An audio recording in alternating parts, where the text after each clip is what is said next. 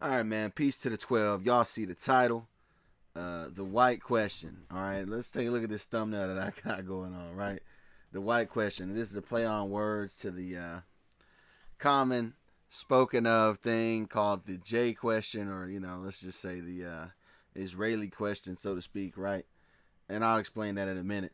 But basically, it's this idea that is told by people that are most of the time quote unquote alt right people, right, which are just usually lower class white people that are jealous of rich white people that belong to an ethnic group such as the Ashkenazi, right?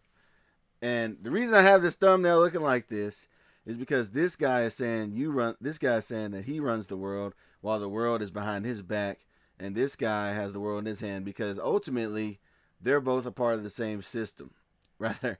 Whether they realize it or not. And I'll explain that. I'll explain all that in a minute. So let's get into it. I'm gonna kick it off with the scripture, Job 9:24. The earth is given into the hand of the wicked. He covereth the faces of the judges thereof. If not, where and who is he?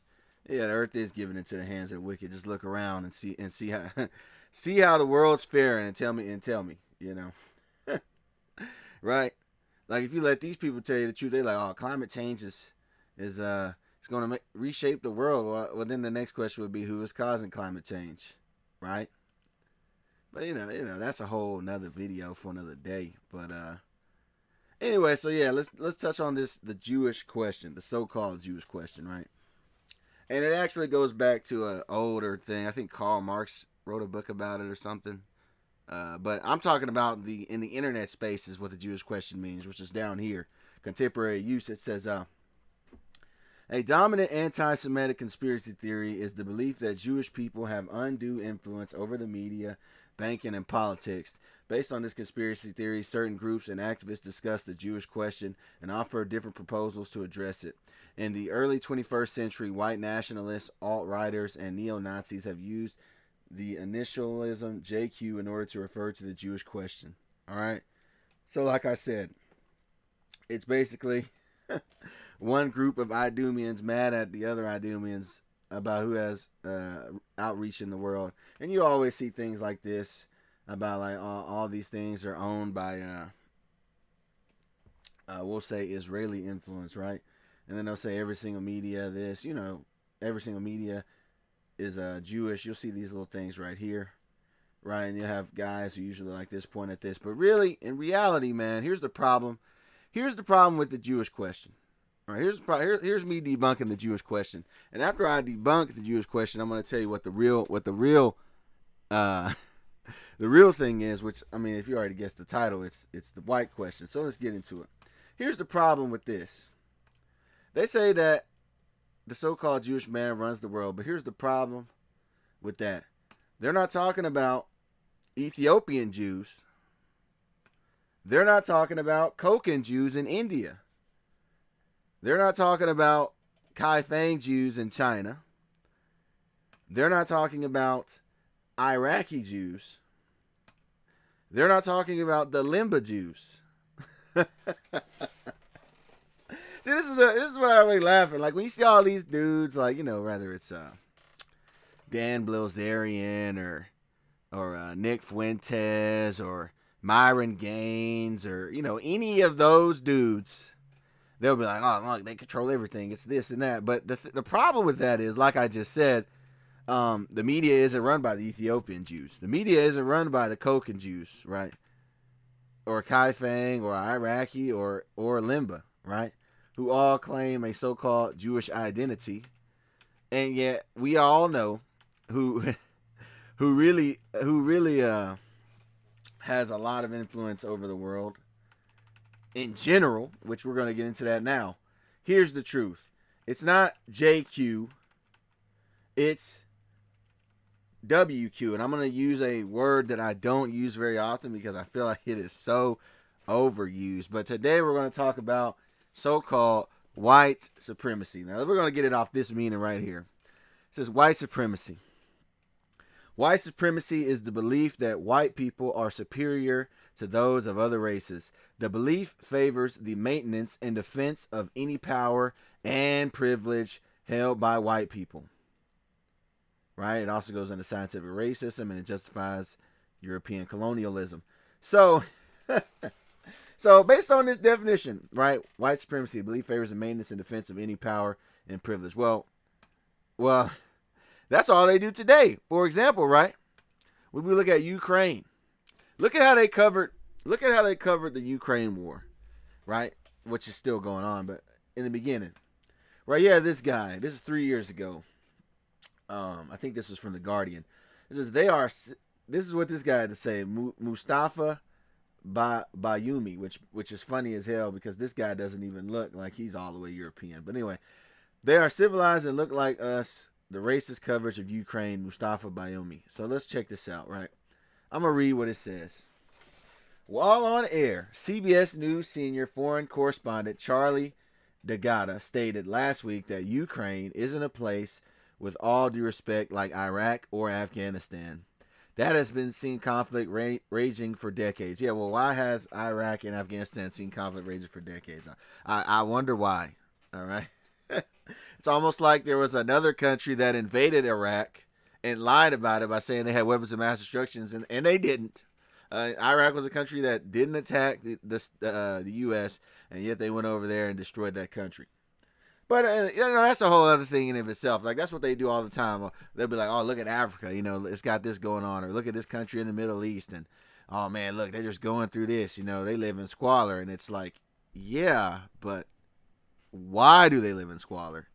They didn't always live in squalor. It's almost like there was a certain group that destroyed that country and then stole their resources. It's almost like that happened, but that's a whole other thing that none of these people want to address, because none of these people really want to get to the root of the problem, because none of these people really want to get to the root of the problem, because the root of the problem is benefiting them, which is so-called white supremacy. So anyway, Iraq and Afghanistan, this raging conflicts. This is a relatively civilized, relatively European. I have to choose those words carefully too. Now, I mean, you basically left the cat out the bag. City where you wouldn't expect that. Yeah, but in other words, he's saying, yeah, why is this happening? You wouldn't expect this happening. We already raped, robbed, and murdered all around the world so that we could provide Europe with all the resources that it has today. Because as anybody knows, Europe is very lacking in resources naturally. Might do a video on that in of itself. But this Delgado choosing his words carefully, I shudder to think about his impromptu utterances. Yeah, what if that's him choosing his words carefully? Damn, what the hell you be saying when you ain't on camera, right? After all, by describing Ukraine as civilized, isn't he really telling us that Ukrainians, unlike Afghanis and Iraqis, are more deserving of our sympathy than Iraqis or Afghans? Yeah, and then I talked about outrage. And then you go to here, BBC. So this is from CBS. Now we go to the BBC. Interviewed a former deputy prosecutor general of Ukraine who told the network, "It's very emotional for me because I see European people with blue eyes and blonde hair being killed every day." Now, when have you ever heard them on this news video go, "Oh man, I see black faces with black hair being killed every day. Oh, I see brown skin with You don't ever hear that, man. Right? So yeah, that's the point. So that was from there. And that's Ukraine, right? Because at the end of the day, it's all about your not even your ethnicity. It's all about really your damn skin color, just to be honest. And that's on a very base level, because white is not a race. Black is not a race. Those are just colors. But I'm going on a simplistic level. But really, if you want me to tell you, it's about the Edomites. All right. At the end of the day, the Edomites, who are majority of the so-called white man, they're currently running the world, and they will always cover their own people differently than they do anyone else. That's just a simple fact, right? Like South Africa, right? South Africa, 72% of the private farmland in South Africa is owned by the whites, who make up 7.3% of the population. Think about that, right? And yet you'll have this damn guy, Donald Trump, confront South Africa's president with false claims of a white genocide, and then he'll add a refugee program that will let the white South Africans come to America because of racial discrimination. I mean, you cannot make this shit up.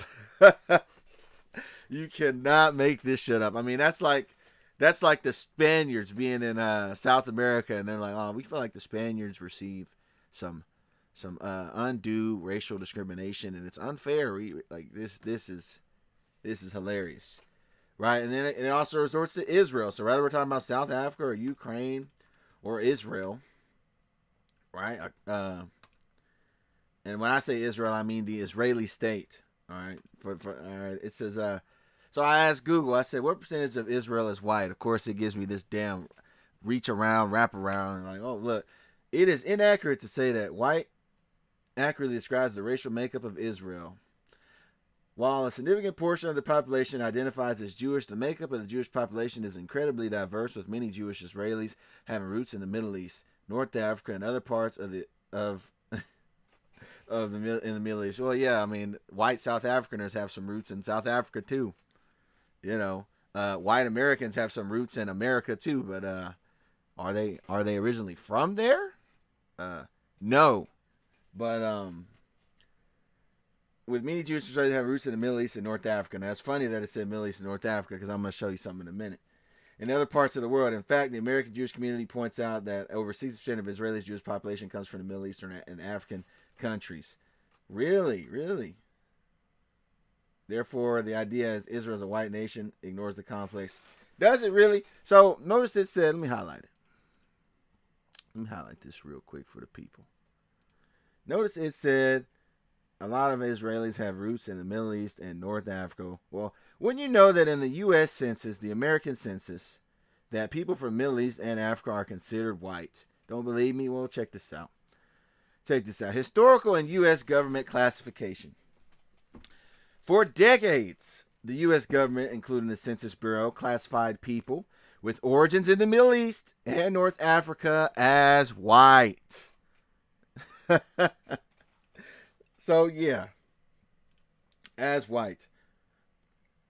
The definition of white for census purposes included individuals from origins of people from Europe, Middle East, and North Africa, right? Then right here it says the white category was a consequence of historical U.S. naturalization laws that restricted citizenship based on race and saw whiteness as a pathway to claiming rights. So notice he said whiteness was a pathway for claiming rights. Doesn't that sound like what they say, white supremacy, right? Doesn't that sound the same? Exactly. And what you'll notice is that a lot of people that get this classification of white is, what do they do after that? They immediately become vanguards for that system, and they immediately start to become just as racist as your average so-called white man in America, as you will figure out. But I just wanted to classify that because North Africans were considered white, but they weren't always considered white. This is John Belton O'Neill. He was an American judge born in 1793, South Carolina. We're going to go to this book called The Negro Law of South Carolina. This is really just to show that the naturalization rights, whiteness is pathway to claiming rights. Well, check this out. We go to Negro Law, South Carolina, down here. It says Section 4. The term Negro is confined to slave Africans, the ancient Berbers, and their descendants. So it says that enslaved Africans are the ancient Berbers and their descendants. Well, the ancient Berbers, wait, that's in North Africa, like places like Morocco. Why is that? Because Morocco was originally ruled over by so-called blacks. All right, don't let them tell you anything else. I'm gonna do a video on this at a later time. I already did a video on the Black Berbers. You can check out. I think it's called exactly that, the Black Berbers, on my channel, Robert Pimp. But we'll get into that another taste. But it says the term Negro is confined to slave Africans, the ancient Berbers, and their descendants. It does not embrace the free inhabitants of Africa, such as the Egyptians, Moors, or the Negroes, Negro Asiatics, such as the Lascars, right? And at this point, Moors meant something totally different than it used to mean back in the day, which I've already done videos on that. And I have a video I've been working on for a while. I haven't dropped it because I've had a busy schedule. Let's just say that.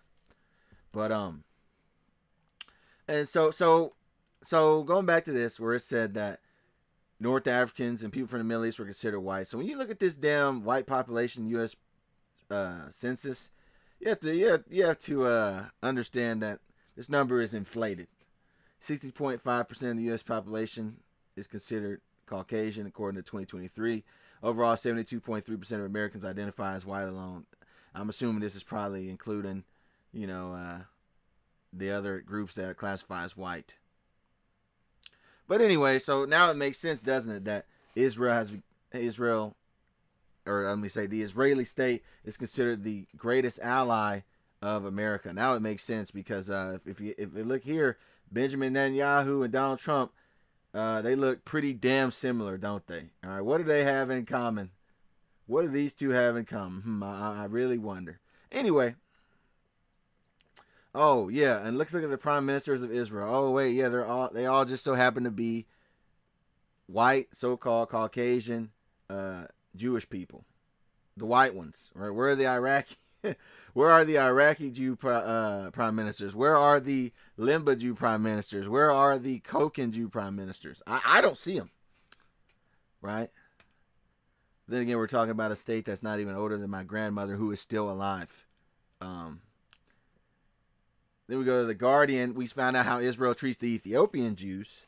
Ethiopian women in Israel were given contraceptive without consent. Yeah, they were basically sterilized. All right. This is another article from The Guardian. It says,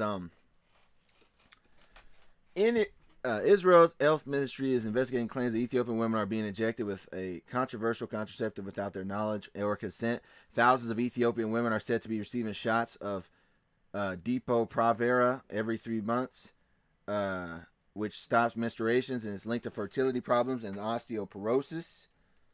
They pretty much admitted this later on, by the way. You guys can look this up.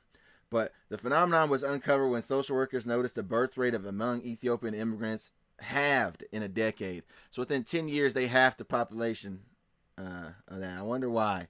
I wonder why they would do that to the Ethiopian Jews. I guess it's because the Ethiopian Jews don't run the world. They don't. Right? Oh, now we're going to look at this guy, another Caucasian Jewish man by the name of Donald Sterling, who is a billionaire, by the way, 4.3 billionaire, and he used to be the owner of the Los Angeles Clippers, right? Let's see what he thinks about so-called black people. Mind you, the NBA is 70% African American, right? This is Black Jews remark from Sterling. Check this out. This is what he said. Where are we at? This is him talking to his mistress on tape. He says, "You go to Israel, the blacks are just treated like dogs. You see that? It's the world. You go to," he said, "It's the world." Let me highlight that. I didn't even see that part. He said, "It's the world." That's right. The world is against the so-called black man. I mean, if you haven't figured that shit out yet. I've done many videos on that. People have done many videos on that before I was even born. But he says, it's the world.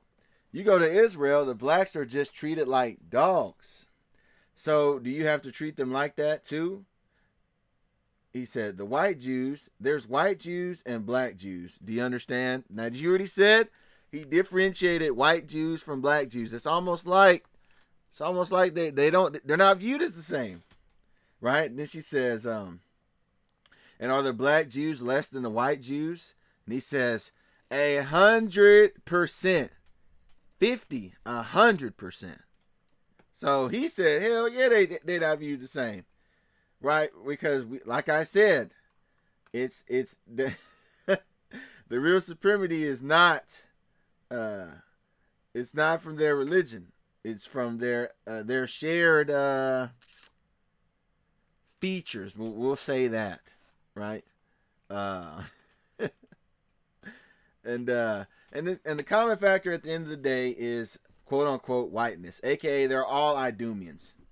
All right, and I can even show you that certain Europeans who came to America were originally marginalized until they got the white card pass, and as soon as they did, they immediately became vanguards for the same white system. Right? Let's look at the Irish. Right? Let's look at the Irish real quick. When the Irish came here, and I'm gonna say white Irish to be specific. When white Irish came here, let's look at this. Check this out. Shared oppression. I got this from AI, DeepSeek AI. You can do your own research on this if you want to fact check it. I recommend you do. I tell you guys all the time, if you want to use AI as a source, always fact check it.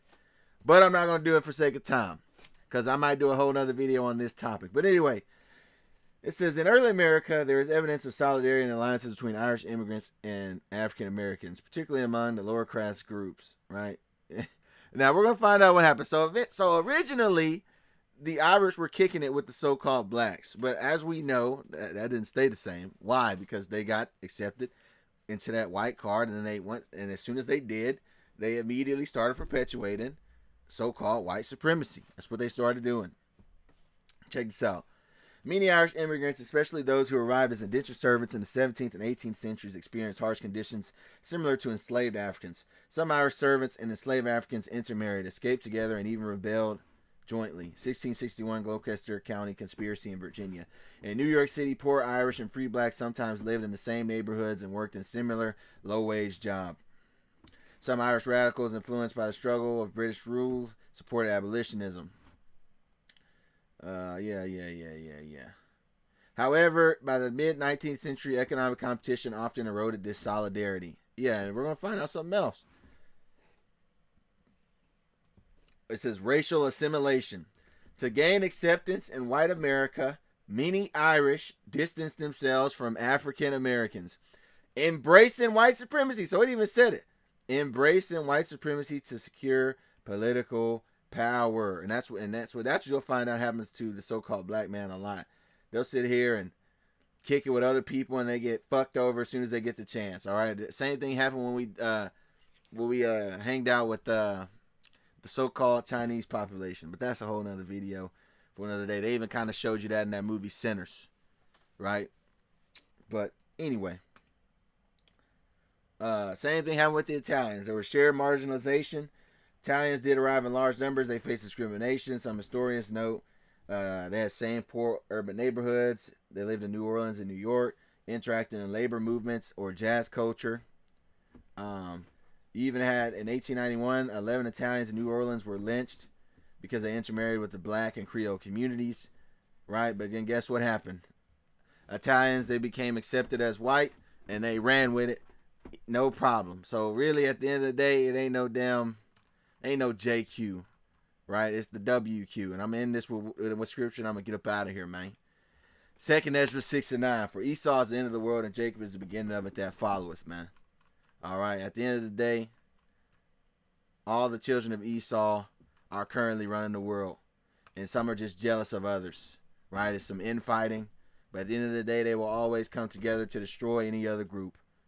And with that, I say peace to the 12. I want to give all praises, honor, and glory to the Heavenly Father, the Most High, Yahawah, in the name of His only begotten Son, yahawashi.